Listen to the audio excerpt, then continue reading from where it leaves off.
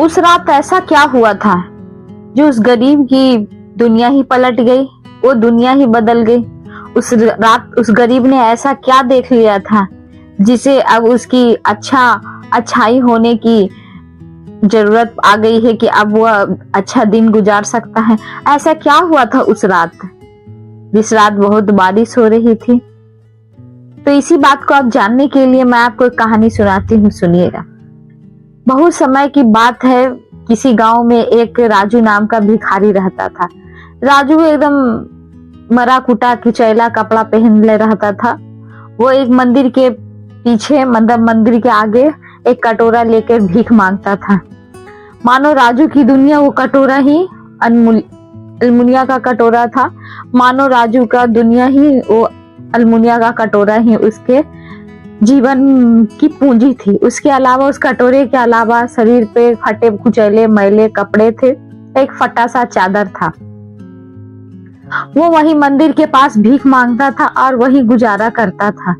ऐसा बात नहीं था कि राजू अपनी उम्र में काम नहीं करता था। वो एक मेहनती इंसान था, लेकिन किसी कारण बस उसका पैर नहीं रहने के कारण वो लंगड़ा हो चुका था, इसलिए कि वो भीख मांगने का काम करता था। उसके अलावा उसके पास कुछ था भी नहीं जो कि वो कुछ कर सके।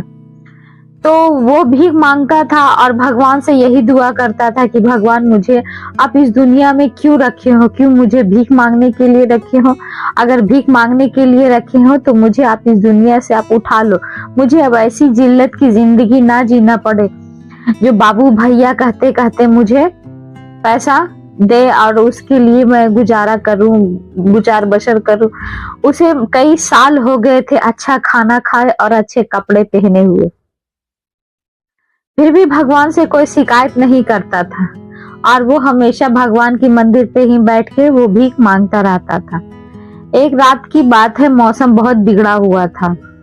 इतना बिगड़ा हुआ था कि वहां पर से पंडित जो थे वो भी कहने लगा कि ये राजू, जो अब तुम यहाँ पर से चले जाओ, क्योंकि यहाँ पे तूफान बहुत आने वाली है। उसी शाम जो तूफान खराब था तो वहां तो बहुत सारे श्रद्धालु नहीं आए। उस दिन राजू ने कुछ खाया भी नहीं, एक टाइम को भोजन तो उसे नसीब भी नहीं हुआ। उसने देखा कि एक गाड़ी, बड़ी सी गाड़ी वहां पर आके रुका। उसने देखा उसकी गाड़ी मंदिर के तरफ आ रही थी तो उसकी आंखों में चमक आ गई कि किसी कारण आज मुझे कुछ खाने को मिल जाएगा। लेकिन ऐसा किस्मत को मंजूर कहाँ जो मिलता। उसने मंदिर में गया और भगवान से कुछ देर बाद रुका। उसके बाद जब वो आया तो राजू ने कहा कि बाबूजी, जो मुझ कुछ पैसे दे दो। उसने कहा, जा यहाँ से। पहले नीचे से ऊपर देखा और उसके बाद उसे कहा, भाग यहाँ से, तुझे पैसे दूंगा, मुझे और कोई काम नहीं है। फिर राजू ने हिम्मत करके 2 कदम और आगे बढ़ाया और उसने कहा, मैं 2 दिन से कुछ नहीं खाया हूँ बाबूजी, अब मुझे सिर्फ 10 रुपए ही दे दो, ज्यादा देने की जरूरत नहीं है। फिर भी उस सेठ ने उसे देखा और कहा कि क्यों भीख मांग रहे हो, लेकिन खट के कमाने की औकात नहीं है क्या? मेरे पास कुछ नहीं। इतना कहते हुए वो सेठ चला गया। लेकिन ये बात राजू के दिल में मानो तीर की जैसे चुभ रही थी। वो तो पहले से ही मेहनती था और मेहनती के साथ साथ और भी वो पैर उसका खराब होने के कारण वो काम कर नहीं सकता था, इसलिए कि उसकी बात यह दिल में लग गई। मौसम खराब हो ही रहा था और ये बात उसे खलते जा रही थी। अचानक तूफान इतना तेज हो गया, रात होने के बाद इतना तेज हो गया कि अब वो उसे रहने के लिए कहीं जगह ना बचा। उसने फटे कुचैले कम्बल को अपने शरीर से कस के लपेटा और मंदिर के सट के खड़ा हो गया। लेकिन तूफान इतना तेज था कि वो बर्दाश्त नहीं कर सकता था। लेकिन बिजली की चमक में उसे दिख रहा था कि मंदिर के पीछे एक झोपड़ी है। बिजली चमक रही थी, यहीं जो लाइट आती थी फिर लाइट चली जाती थी, तो उसे दिख रहा था कि मंदिर के पीछे एक झोपड़ी जैसे थी। वो जैसे तैसे जा रहा था। उसके पैर तो एक मतलब थे नहीं, पैर भी दर्द हो रहे थे। फिर भी मिट्टी में गीला होते हुए वो मंदिर तक जाकर पहुंचा। उसने जाके देखा इस मंदिर पे एक सड़ा हुआ ताला लगा हुआ था। उसने ताला को जैसे तैसे तोड़ने की कोशिश की, ताला तुरंत टूट के ढेर हो गया और वो उसमें गया और दरवाजा बंद कर लिया।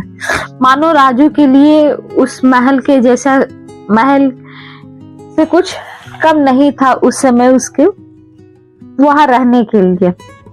उसके बाद उसने बैठा और उसने देखा कि जमीन के नीचे कुछ जैसे मानो कि खींचने जैसा किला जैसे कैसे कुंडी जैसा होता है वैसा उसे अनुभव हो रहा था।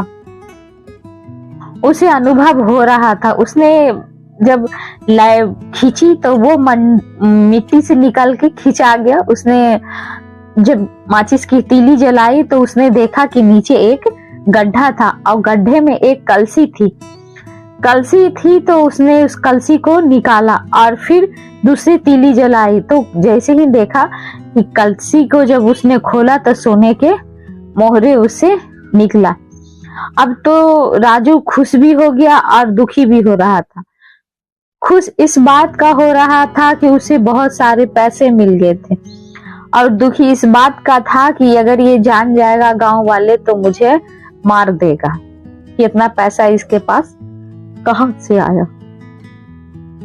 अब वो क्या किया, आनन फानन में जल्दी सा फुर जैसे मिट्टी था वैसे फिर से उसे गड्ढे में रख दिया और वो क्या किया कि वो झोपड़ी से बाहर निकल के उसी पानी में अब वो बैठ गया। अब उसे पानी और तूफान का असर नहीं पड़ रहा था। उसे तो बस उस खजाने की दिमाग में घूर रहा था कि वो कहां से और कैसे निकाले। गांव वाले ने जहां देखा तो इसके चोरी का इल्जाम लगा के इसे जेल में डला देगा।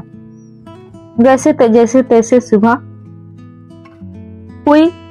सुबह होने के बाद राजू ने फिर से वही भीख मांगने के दरवाजे सीढ़ी पे बैठा। उसमें उस दिन उस कटोरे पर उसका ध्यान नहीं था, उसका ध्यान वहां पे था कि किस ऐसा मतलब जानकार आदमी और विश्वासपूर्ण आदमी को जिसे मिला के उसे काम किया जाए, क्योंकि ये अकेले का काम तो हो नहीं सकता था। इसलिए कि उसने किस आदमी का काम करे। तो उसी गांव में एक राम जी बोल के मास्टर रहा करते थे। तो उसने कहा कि मैं इसे वो मास्टर जी जो है वो मेरी मदद कर सकते हैं। तो रोज मास्टर जी मंदिर में आते थे और उसकी पूजा करते थे और उसे कभी कुछ खाने को, कभी कुछ कपड़े, कुछ पैसे दे दिया करते थे। तो उसे पता था कि इनको अगर हम साथ में रखेंगे तो ये मेरा विश्वास कभी नहीं तोड़ेंगे। उसी समय उस मास्टर जी वहां पर पूजा देने के लिए आए थे, पूजा किए। तो उसने राजू कहा, क्या राजू क्या हालचाल है? तो उसने मास्टर जी से कहा कि मास्टर जी मुझे आपसे कुछ बात करनी है। तो बोला ठीक है। तो उसने सोचा कि अभी तक तो राजू मुझे ऐसा नहीं कहा है, लेकिन आज मुझसे क्यों कह रहा है कि इसको मुझसे बात करनी है। उसने कुछ नहीं कहा, उसने कहा ठीक है रात को मेरे घर आ जाना। बोला ठीक है। राजू ने उस कलसी को साथ निकालकर और वो लोगों की नजरों से बचाते हुए वो अपने कंबल के नीचे कलसी को छुपा लिया और वो मास्टर जी के पास चला गया। जब वो मास्टर जी के पास पहुंचा तो उसने देखा, मास्टर जी से पूछा कहो क्या है? तो बोला कुछ नहीं। उसने कलसी निकाल के रख दिया और रखने के बाद बोले ये क्या है, ये क्या लाए हो राजू? तो मास्टर जी से कुछ नहीं बोला। उसने खोलकर एक सोने के सिक्के दिखाए। मास्टर जी भी हैरान हो गए और उसने पूछा क्या राजू तुम कहीं से चोरी करके लाए हो? तो उसने सारी बात सीधा सीधी बता दी। उसने कहा कि देखो ये धन तो वास्तविक में ये राजू का मिला था, तो ये राजू का ही था, इसमें मास्टर जी की कहीं भी कुछ भी नहीं थी। लेकिन मास्टर जी पे भरोसा किया था राजू ने, तो उसके लिए उसको साथ देना जरूरी बन रहा था। उसने कहा तुम चिंता मत करो, कल हम लोग शहर में चलेंगे, क्योंकि यहाँ के अगर सोनार के या तो ज्वेलरी के पास गए तो ये लोग जान जाएगा और हम लोग को ये कर देगा। इसलिए कि कल दूसरे शहर में चल के इसकी जानकारी और जांच करे जाएगा। बोला ठीक है। उसने कहा कि मेरे आज घर में ही तुम सो जाओ, कल चलना। उसे पहली बार उस चार दीवारी के अंदर उसे सोने का अनुभव प्राप्त हुआ था। उसने एक कंबल से आराम से वो सोया, लेकिन वो सोया नहीं था। उसे तो कल की जिज्ञासा हो रही थी कि कल क्या होगा। इसी जद्दोजहद में कल सुबह हुई तो मास्टर जी ने उसे कुछ पुराने कपड़े दे दिए थे, जिससे लोग उसे पहचान ना सका कि ये वही भिखमंगा राजू है जो मंदिर के सीढ़ियों पर भीख मांगता है। और उसके बाद दोनों बस पे बैठे और चल दिए। राजू का ये अनुभव हो रहा था कि वो पहला बार बस पे बैठा है। पेड़ पौधे सभी उसके पीछे छूटते जा रहे हैं। उसने जिंदगी में पहली बार वो बस देखी थी। उसके बाद जब गांव पे उतरा तो दूसरे शहर में जब उतरा तो एक जौहरी के पास गया और उसने दिखाया। उसने कहा कि देखिए ये हमारे पूर्वज पुरखों की है जो एक ही बची हुई है। अगर इसकी कीमत क्या है तो आप मुझे दे सकते हैं। उसकी इतनी ही कीमत एक की थी कि कुछ कहने लायक नहीं। उसने जौहरी ने पूछा कि क्या तुम्हारे पास और है? उसने कहा नहीं, सिर्फ मेरे पास एक ही पीस बची हुई है जो कि मैं लेके आया हूँ।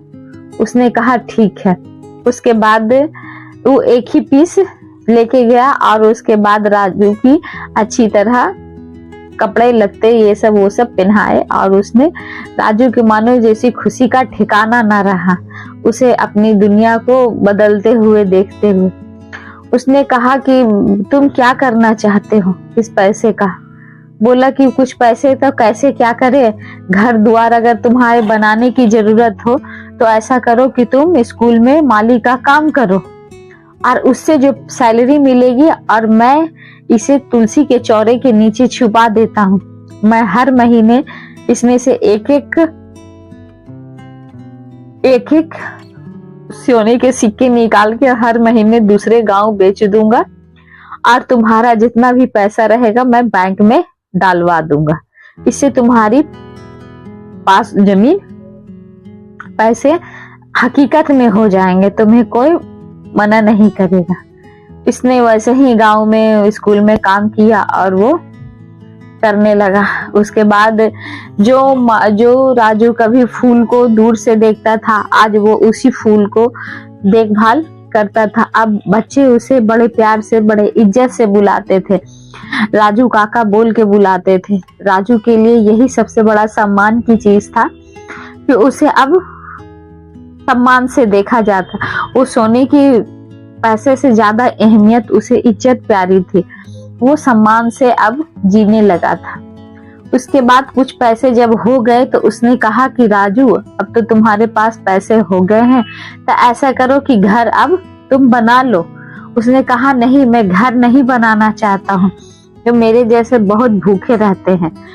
तो मैं अगर चाहता हूँ तो इस मंदिर के पास में एक ऐसा घर बनाइए जिससे सभी भिखारियों को दोनों टाइम का खाना मिल सके। मास्टर जी ने बहुत हर्ष उल्लास से कहा कि मैं नहीं जानता था राजू कि तुम्हारा दिल इतना बड़ा है और तुम इतने निस्वार्थ से सभी की सेवा करना चाहते हो। लोग धन दौलत देख के तो आदमी बदल जाता है, लेकिन तुम नहीं बदले। उसने मंदिर से जमीन ली और ट्रस्ट का काम शुरू करवा दिया। उसने काम वैसा शुरू कराया कि जैसे मानो कि गुप्त कोई दान देने वाला हो जो मंदिर का करा रहा था। और उसी समय राजू भी उसमें अपना योगदान देता, काम करता, ये करता वो करता। लेकिन लोगों को पता नहीं था कि जो हमारे बीच हाथ बटा रहा है वो वही इस मंदिर का करता धरता है। जब अन्नपूर्णा भवन स्टार्ट हो गया, उसे अन्नपूर्णा देवी के नाम से उस धर्मशाला का नाम रखा गया कि जिसमें गरीबों की 2 समय की खाना मिले। अब वो मिले तो उसने कहा कि जो अब मैं बताता हूँ, उसमें बड़ा आयोजन किया गया, उद्घाटन हुआ। उसमें कहा गया कि अब बताइए कि इस मंदिर को गुप्तदान किसने किया है। बोला गुप्तदान करने के लिए कोई और नहीं किया है, ये आपके आसपास का ही लोग किया है। तो जो भीड़ थी, भीड़ में फुसफुसाहट होने लगी, ये कौन किया कौन किया, तो ये सब फुसफुसाहट चलने लगी। तभी मास्टर जी ने बड़े आदर के साथ राजू का नाम बुला के कहा कि आपके बीच में कोई और नहीं, ये आपका राजू है जो इस मंदिर को बनवाया गया है। तो बनवाया गया है तो उसने कहा कि ये तो भीख मांगता था, इसके पास इतना पैसा कहाँ से आ गया जो ये इतना बड़ा मंदिर बनवा सकता है। लेकिन कुछ आदमियों ने फिर पता कराया तो बोला नहीं, इसके पूर्वज थे जो कुछ पैसे दे गए थे, जो जिसका इसको बाद में बहुत पता चला। फिर भी लोग मान लिए और अन्नपूर्णा भवन चलने लगा। लेकिन कहते हैं ना कि जब अगर हम कुछ अच्छा करते हैं तो अच्छाई के साथ साथ बेवजह हमारे दुश्मन बनने लगते हैं। वैसे ही राजू के दुश्मन उस गांव का सरपंच और सरपंच का बेटा बन गया था। उसने सोचा कि अगर ये इतना पुण्य का काम करेगा तो अगला पंचायत मेरे हाथ में नहीं रहेगी, हमारे हाथ से ये निकल जाएगा और इसकी पंचायत को फिर इसी को मिल जाएगा। तो दोनों उससे जलने लगे। तो उसने क्या किया कि उसने कहा कि मैं इसे पता कराता हूँ कि इसका पैसा कहाँ से मिला है इसको, या तो इसका गड़ा हुआ खजाना मिला होगा या तो इसके पूर्वज हैं, तो इसको पता लगा के हमको पूरा बताएगा। तो उसने क्या किया, उसने मंदिर का वो दरवाजा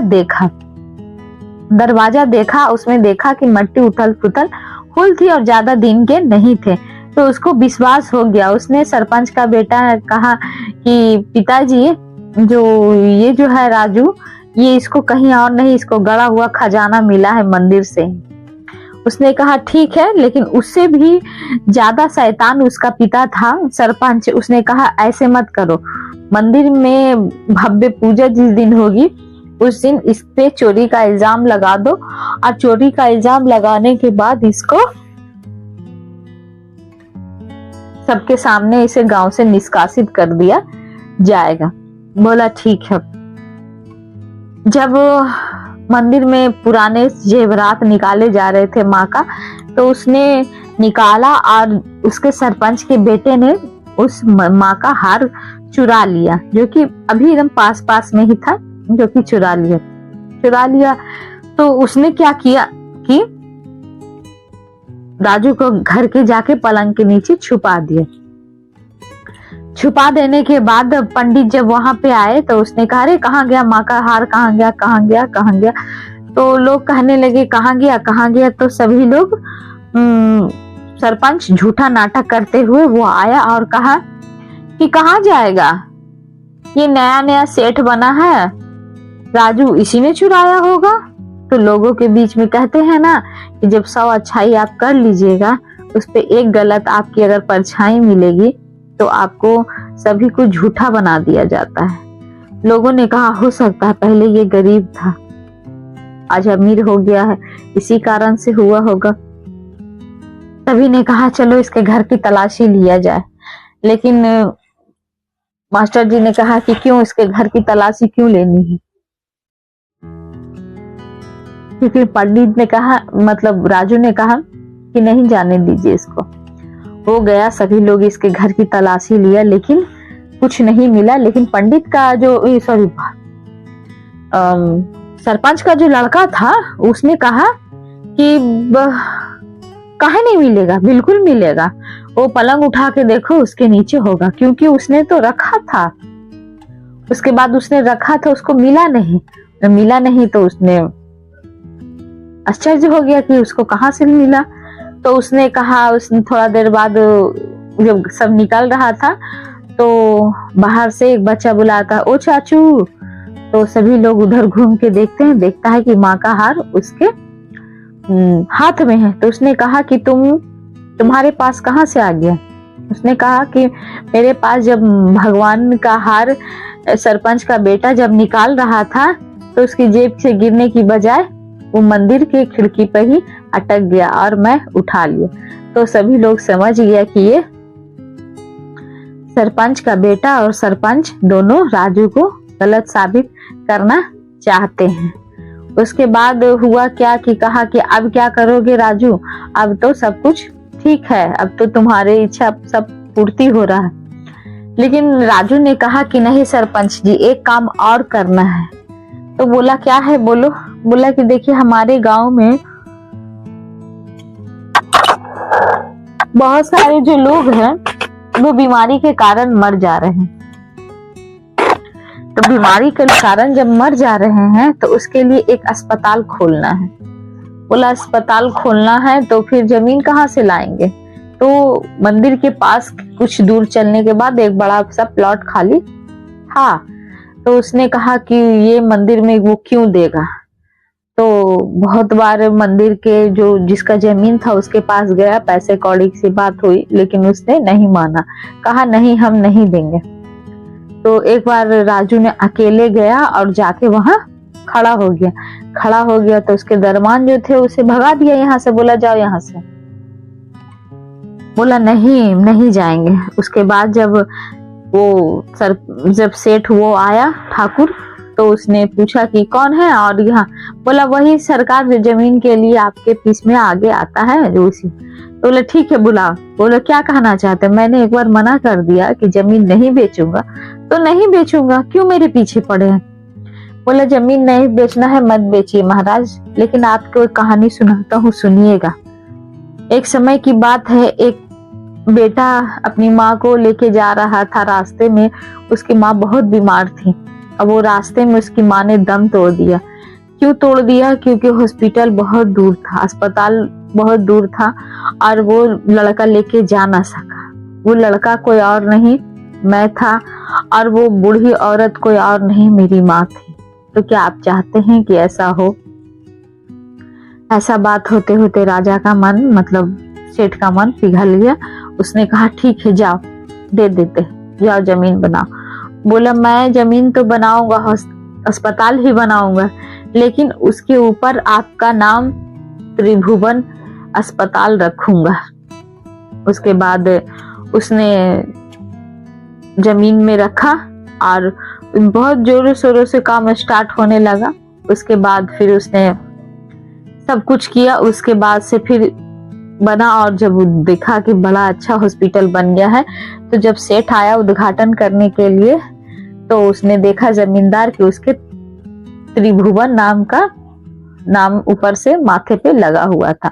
वो बहुत खुश हुआ। उसके बाद वो जैसे तैसे हॉस्पिटल अपना आराम से चलने लगा। तो अब ये जो राजू था वो बूढ़ा हो चुका था, धीरे धीरे बूढ़ा हो चुका था। तो उसने सोच रहा था कि, और मास्टर जी की भी अब देहांत हो चुकी थी और राजू भी अब बूढ़ा हो चुका था, तो सोच रहा था कि मेरा उत्तरदायित्व कौन बनेगा।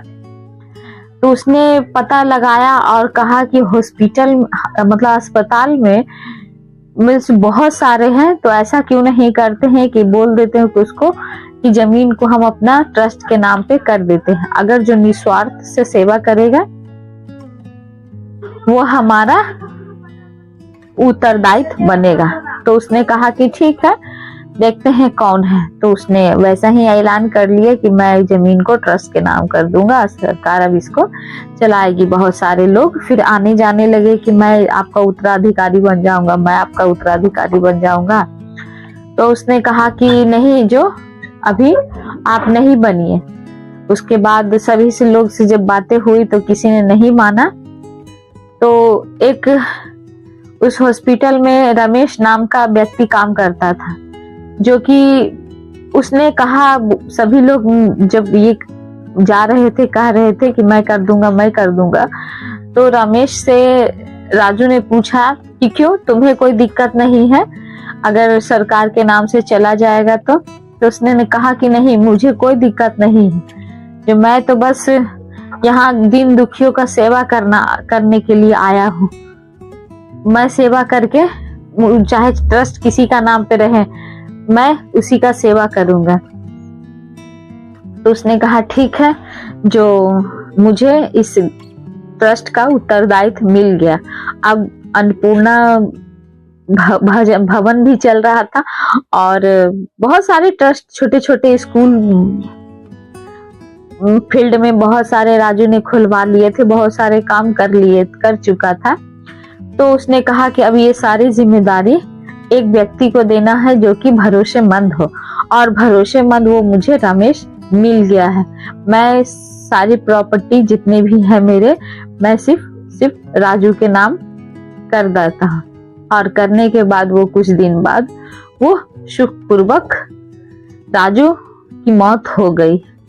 यहाँ तो कहानी खत्म हो जाती है, लेकिन संघर्ष जिस इंसान से चलता है वो उतना पैसा मिलने के बाद भी वो नहीं बदला। इसलिए हमेशा कहते हैं दौलत मुझे कितना भी क्यों ना भगवान दे, अपना चरित्र कभी मत बदलिए, क्योंकि अगर चरित्र बदलिएगा तो लोग आपको भूल जाएंगे। और पैसे का मतलब होता है कि अगर आपके पास एक है तो आप एक को एक दीजिए, आपको दो हो जाएगा। इसलिए हमेशा एक दूसरे की मदद करते रहिए और मदद से चलते रहिए। अगर ये कहानी आपको अच्छी लगी हो तो प्लीज लाइक, सब्सक्राइब, कमेंट जरूर कीजिएगा। तब तक के लिए धन्यवाद।